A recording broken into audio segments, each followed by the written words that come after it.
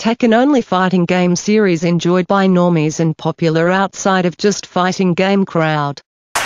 I'd mainly chalk this up to the fact that if you had a PlayStation at one point in your life, you owned a copy of Tekken 3. I mean, when I was a tiny person, all the kids on the block were able to congregate over it. Didn't matter if you were a spoiled rich kid, a fat smelly nerd, a girl, or even a scruffy chav. Somehow we all had this game in common. Why? Well, besides hopefully detailing that with the entirety of this two-parter video, I'd put the blame on it being easy to pick up. You see, unlike something like Mortal Kombat or Street Fighter, its movesets weren't so much built around complex button inputs and more so about timing and getting a certain feel down more than anything. This meant that button mashing and simply getting to grips with that feel could be just as fun and engaging as actually being good at the game. Moreover though, the Tekken games were also cool, sleek, and edgy as fuck, thus perfect for born in the 90s millennial fuckboys such as myself.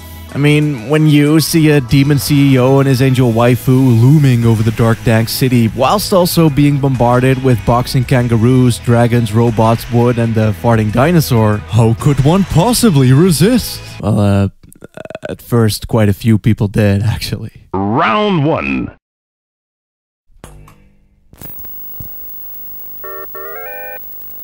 This is where it all started.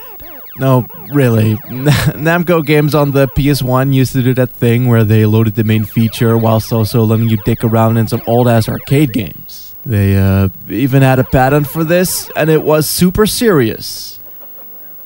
No, don't laugh at them. Okay, don't laugh! When 3D polygonal graphics rolled around, everything looked like shit and often also played like shit. But that didn't stop the gaming industry from embracing it as the future going forward. First-person platforming, racing games, and shooters were all part of the early attempts at this newfangled 3D stuff, but really, out of all of those, I'd say that fighting games could benefit from it in ways that the others simply couldn't. I mean, limbs could be more defined, the action could be framed in various ways through use of dynamic camera angles, and most importantly, with there only being 2 models on screen at once, they could look much better than most games out there, and simultaneously not demolish every single system it was intended to run on. And so, after months of work, research, planning, and effort, there it was.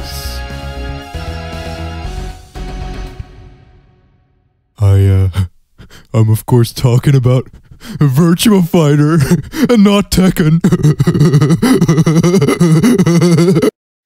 Directed by Sega's resident cute boy Seiichi Ishii, it was the first ever 3D fighting game. Cameras would pan, characters could sidestep, and the combat would be brought to life with a viscerality unlike ever seen before. At its time though, people weren't too sure of its status as a gimmick, though that didn't stop Namco from being impressed nonetheless. They too wanted a piece of that low-poly pie, so on one dark, foggy evening, some Namco executives snuck their way into Sega's headquarters, walked up to Seiichi working the night shift just as usual, and straight up Cloroxed the bitch and stuffed him into a duffel bag and kidnapped him. Eventually forcing him to design the very first Tekken game. A title that, by design, shared quite some resemblances to his previous work, only like better because Virtua Fighter didn't have textures and Tekken did. Oh, and also it may or may not have had this really tight system in which each face in